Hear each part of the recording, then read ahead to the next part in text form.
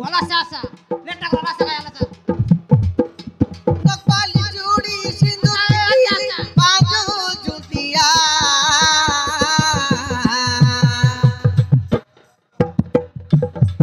आले आते सारे धांगड़ी मो तुम्हें उदान नहीं रुआ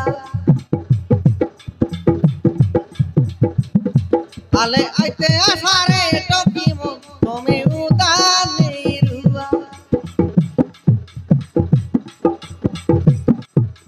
नकली चूड़ी कानो नाको सिंदूर टिकली बाजू जुटिया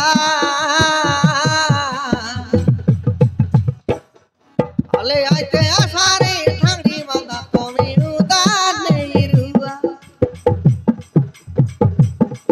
आले